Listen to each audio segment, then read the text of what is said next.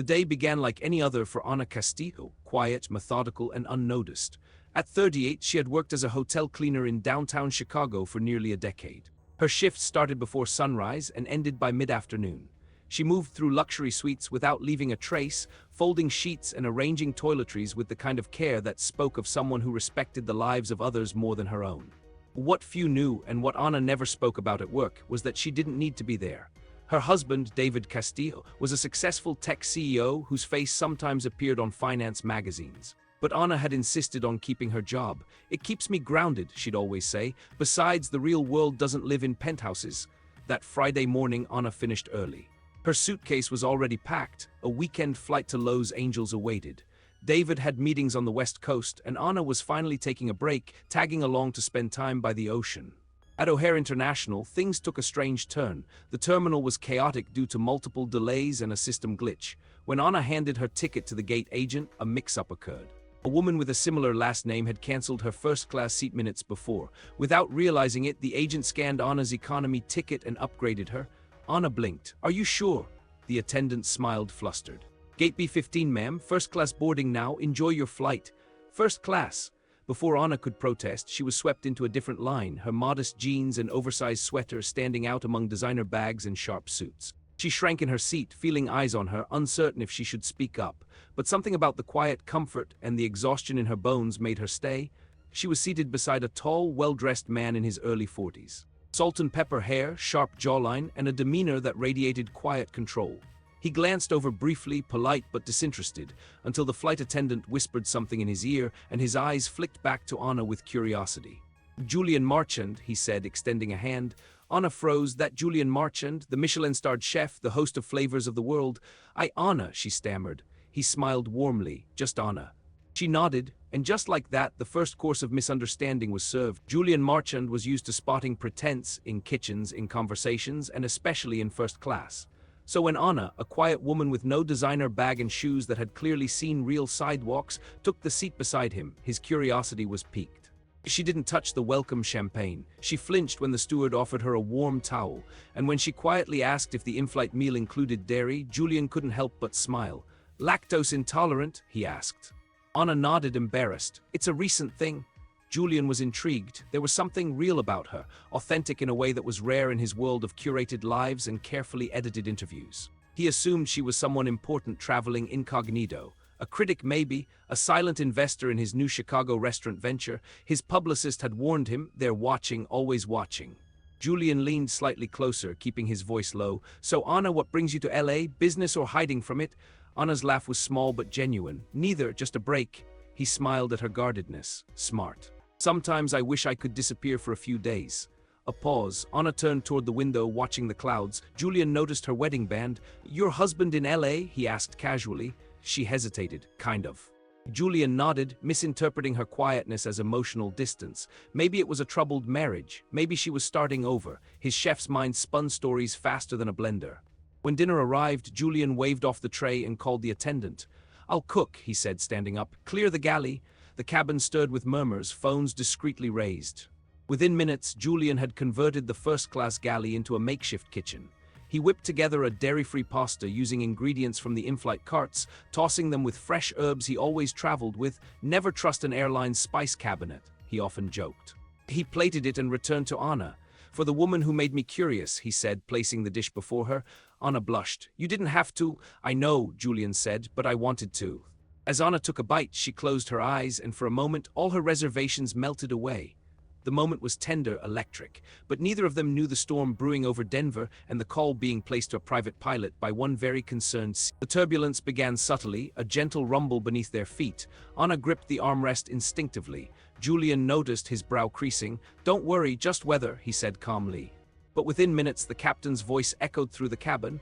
"Ladies and gentlemen, due to severe storms over the Rockies, we'll be making an emergency landing in Denver.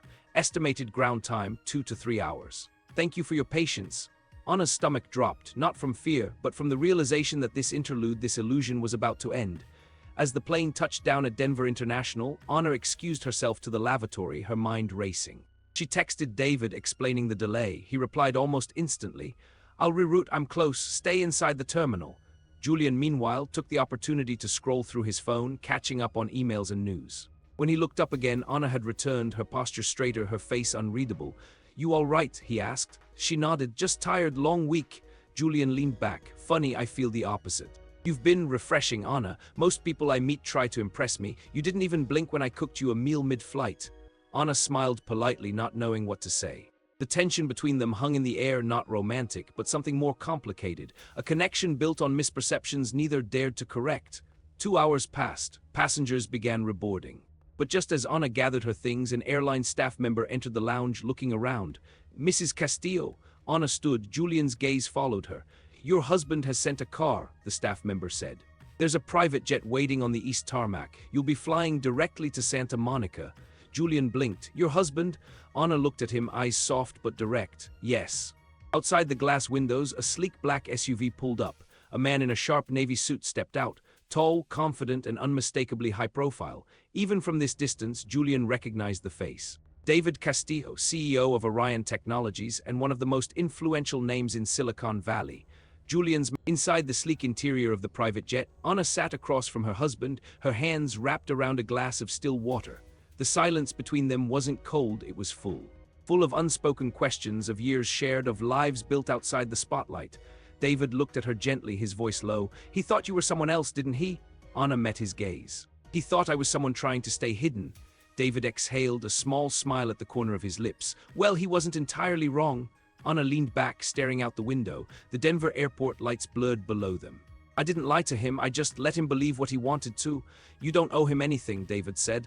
"But I feel like I do," she replied. "He was kind, real. Like the world he comes from hasn't completely consumed him yet." David nodded, understanding. He'd spent years in boardrooms with people who wore sincerity like a suit they could take off at night. "Do you regret it?" he asked. Anna shook her head. "No, it reminded me who I am, who I was before all this."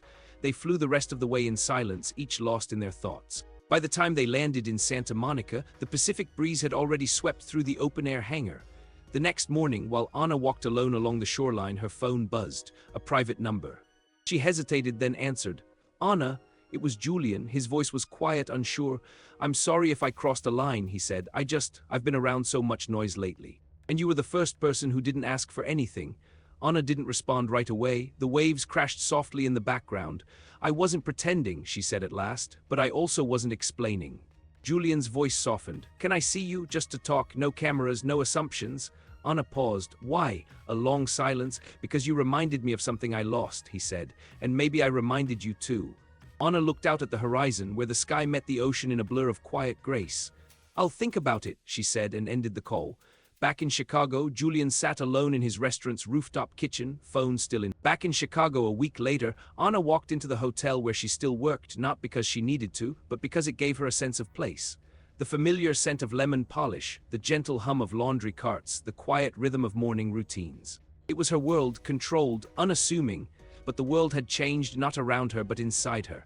In the break room, her coworkers buzzed about a viral video. "Did you see that clip from the plane?" one of them asked. Julien Marchand cooking mid-flight, and the woman with him, total mystery.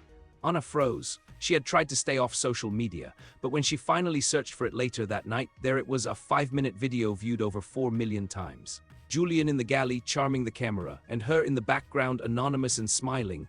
The comments were wild. "Who is she? His new girlfriend? Undercover critic. Look at how he looks at her, smiling face with heart eyes." Anna shut off the phone, heart pounding. She hadn't expected this. She hadn't signed up for any of it. That weekend, David noticed her restlessness. On Sunday morning, while she sipped coffee at their kitchen table overlooking the lake, he placed a white envelope in front of her. "A one-way ticket to Chicago to Paris, first class. He invited you," David said, "for dinner. No press, just a private meal at his new restaurant. He said if you don't show, he'll understand." Anna stared at the ticket. "You're okay with this?" David smiled. "You're not a secret I'm trying to keep. You're a woman I trust. And if there's something unfinished, you should finish it." Later that evening, as Anna boarded the flight, for real this time, she wore a simple blue dress, flats, and no makeup. She didn't need to impress anyone. Julien met her at the entrance of his rooftop restaurant. No cameras, just 2 plates set at a table with a view of the Chicago skyline. They sat, no fanfare. Just 2 people who had met by chance in a place neither belonged. Julien poured water, not wine.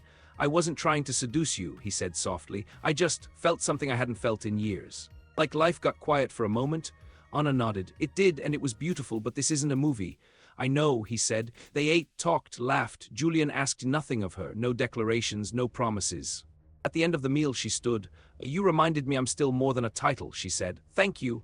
Julien stood too, and you reminded me that not every story needs. 2 weeks later, the city had returned to its usual rhythm, honking horns, crowded sidewalks, and Lake Michigan sparkling like it had nothing to prove. Anna was back at work, her schedule uninterrupted, her presence as steady and invisible as always. Except now something was different, subtle but undeniable. A quiet self-assurance had taken root, her coworkers noticed. Her gait was lighter, her smile more frequent. She still cleaned rooms, still took the bus home. Still greeted the security guard with a nod and a good night, but she no longer hid from the world behind silence. She was simply herself, and that was enough. One afternoon, Anna stopped by her husband's office downtown. David looked up from his desk, surprised and pleased. No meetings, she asked playfully. He smiled. I'll cancel them all.